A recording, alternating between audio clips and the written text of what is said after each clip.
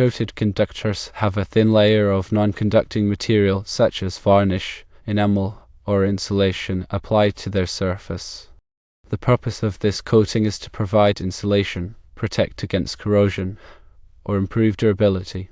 Uncoated conductors, on the other hand, do not have any non-conducting material applied to them. They are typically made of bare copper or aluminum. NEC Table 8 provides different DC resistance values for coated and uncoated conductors. The reason for this difference lies in how the coating affects the conductor's cross-sectional area, which in turn affects its current carrying capacity and resistance. For coated conductors, the coating reduces the effective cross-sectional area available for current to flow. This reduction in area results in a higher resistance for a given conductor size compared to an uncoated conductor of the same size. In contrast, uncoated conductors have their full cross-sectional area available for current flow, resulting in the lower resistance. There are several reasons for specifying coated versus uncoated conductors in electrical applications. Firstly, coated conductors provide electrical insulation between conductors, preventing short circuits. This is crucial in applications where conductors are placed close together or where there is a risk of contact with other conductive materials. Secondly, the coating can provide corrosion protection. It prevents moisture and other corrosive agents from attacking the conductor, thereby extending its lifespan, particularly in harsh environments. Thirdly, coated conductors offer improved durability. The coating protects the conductor from abrasion, vibration, and other mechanical stresses that can occur during installation or operation. Uncoated conductors are specified when high current carrying capacity is required. Because they have a lower resistance, they can carry more current for a given conductor size compared to coated conductors. In many cases, uncoated conductors are more cost-effective than coated conductors, making them a preferred choice when insulation and corrosion protection are not primary concerns. Uncoated copper and aluminum conductors can withstand higher temperatures than coated conductors, making them suitable for high-temperature environments where coated conductors might degrade or fail. To recap, the selection between coated and uncoated conductors hinges on the specific demands of the application. Coated conductors are favored for their insulation properties, resistance to corrosion, and enhanced durability. Conversely, uncoated conductors are the go-to choice when prioritizing a greater capacity for carrying current, cost-effectiveness, and the ability to endure high-temperature conditions. The type of coating and its thickness will further influence the conductor's properties. For example, thicker insulation coatings provide better electrical isolation, while specialized coatings offer enhanced resistance to specific chemicals or environmental factors. When using coated conductors, it's important to consider the temperature rating of the coating material. The coating must be able to withstand the operating temperatures of the application without melting, cracking, or otherwise degrading. The National Electrical Code, or NEC, provides guidelines and requirements for conductor selection and installation. These guidelines are essential for ensuring safe and reliable electrical systems. Specifically, NEC Table 8 provides the DC resistance values for various conductor types and sizes, which are critical for calculating voltage drop and ensuring that conductors are properly sized for the intended load. The choice between coated and uncoated conductors must also consider the environmental conditions in which the conductors will be installed. For example, in damp or corrosive environments, coated conductors are essential for preventing corrosion and ensuring long-term reliability. In dry, protected environments, uncoated conductors may be acceptable, provided that the appropriate safety precautions are taken. In some applications, a combination of coated and uncoated conductors may be used. For example, insulated conductors may be used for the main power feed, while bare copper conductors are used for grounding. Grounding conductors typically don't require insulation, as their primary function is to provide a low-resistance path for fault currents. The size of the conductor is also an important factor to consider. Larger conductors have a lower resistance, which allows them to carry more current without overheating. The NEC provides guidelines for determining the appropriate conductor size based on the load and the ambient temperature. The type of insulation used on coated conductors can also affect their performance. Some insulation materials have better thermal properties than others, which means they can withstand higher temperatures without degrading. The insulation material must also be compatible with the environment in which the conductors will be installed. In summary, selecting the right type of conductor requires careful consideration of several factors, including the application requirements, the environmental conditions, and the applicable codes and standards. Coated conductors offer insulation, corrosion protection, and durability, while uncoated conductors provide high current carrying capacity and cost effectiveness. Understanding the differences between these two types of conductors is essential for designing safe and reliable electrical systems. It's important to consult with a qualified electrical engineer or electrician to ensure that the correct conductors are selected for a particular application. They can assess the specific requirements of the application and provide recommendations based on their knowledge and experience. Furthermore, always adhere to the NEC and other applicable codes and standards when installing electrical wiring. This will help to ensure the safety of people and property. Consider voltage drop when selecting conductor sizes. Voltage drop is the decrease in voltage that occurs along the length of a conductor due to its resistance. Excessive voltage drop can cause equipment to malfunction or operate inefficiently. The NEC provides guidelines for calculating voltage drop and ensuring that conductors are sized appropriately. Also be aware of ampacity. Ampacity is the maximum amount of current that a conductor can carry continuously without exceeding its temperature rating. The ampacity of a conductor depends on its size, insulation type, and the ambient temperature. The NEC provides tables that list the ampacity of various conductor types and sizes. In addition, consider deterring factors. Deterring factors are used to reduce the ampacity of conductors when they are installed in certain conditions, such as in conduit or in hot environments. The NEC provides guidelines for applying deterring factors to ensure that conductors do not overheat. Selecting the appropriate terminals and connectors is also critical for ensuring reliable electrical connections.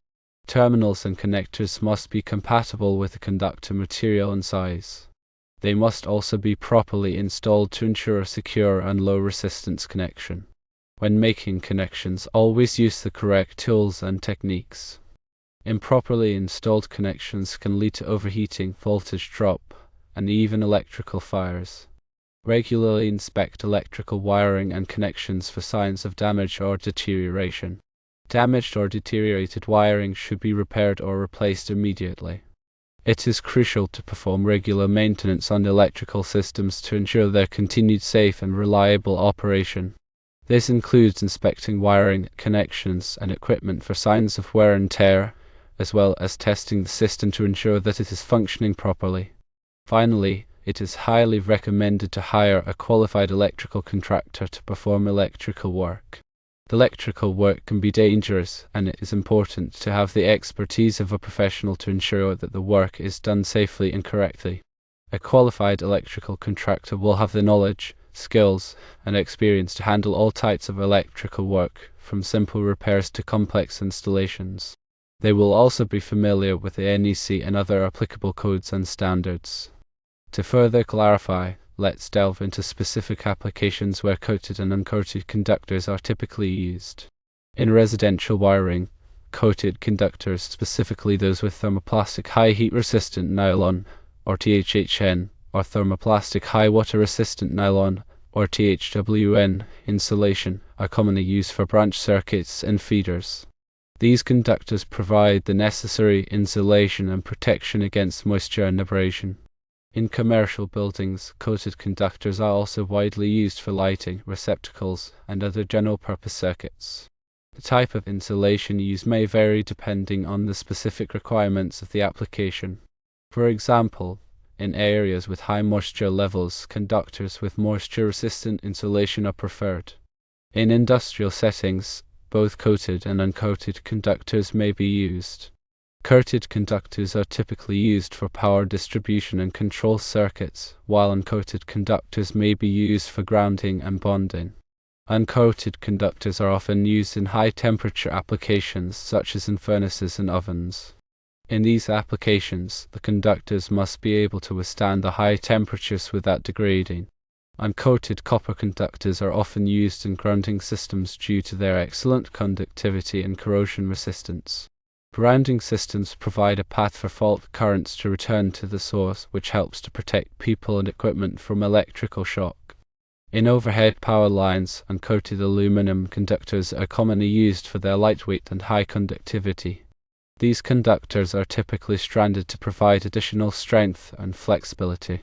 The strands are often made of aluminum alloy to improve their mechanical properties. In underground power cables, coated conductors are used to provide insulation and protection against moisture and corrosion. These cables are typically buried directly in the ground, so they must be able to withstand harsh environmental conditions.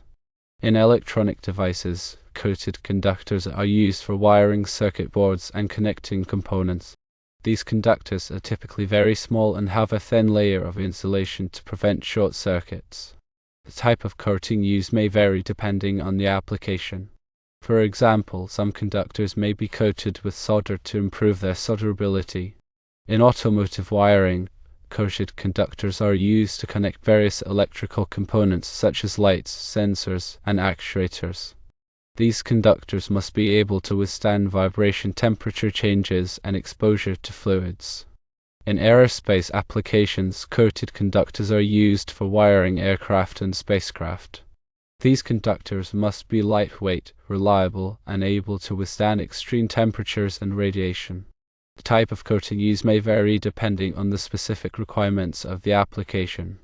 Consider the impact of conductor spacing on ampacity. When conductors are bundled together or installed in conduit, their ability to dissipate heat is reduced, which can lower their ampacity. The NEC provides guidelines for adjusting the ampacity of conductors based on the number of conductors in a raceway or cable. Be mindful of the effects of harmonics on conductor heating. Harmonics are non-sinusoidal currents and voltages that can cause conductors to overheat, even if the RMS current is within the conductor's ampacity rating. The NEC provides guidelines for mitigating the effects of harmonics on electrical systems. Pay attention to the use of flexible cords and cables. Flexible cords and cables are typically used for connecting portable equipment to a power source. These cords and cables must be properly sized and protected to prevent damage and electrical shock. In addition, be careful about using aluminum conductors. Aluminum conductors are lighter and less expensive than copper conductors, but they have a lower conductivity and are more susceptible to corrosion. When using aluminum conductors, it is important to use the correct terminals and connectors and to apply an antioxidant compound to prevent corrosion. When working with electrical wiring, always follow safe work practices. This includes wearing appropriate personal protective equipment, such as gloves and eye protection, and energizing circuits before working on them. Never work on live electrical equipment unless you are properly trained and authorized to do so. Understand the importance of proper grounding and bonding. Grounding and bonding are essential for protecting people and equipment from electrical shock. Grounding provides a path for fault currents to return to the source, while bonding connects metal parts of the electrical system to create a low impedance path for fault currents. Be aware of the dangers of arc flash. Arc flash is a dangerous electrical explosion that can occur when there is a fault in an electrical system. Arc flash can cause severe burns, blindness, and even death. To protect against arc flash, it is important to wear appropriate personal protective equipment and to follow safe work practices. In conclusion, the selection and installation of electrical conductors is a complex process that requires careful consideration of many factors. By understanding the differences between coated and uncoated conductors and following the guidelines in the NEC and other applicable codes and standards, you can ensure the safety and reliability of electrical systems. It is always best to consult with a qualified electrical engineer or electrician to ensure that electrical work is performed safely and correctly.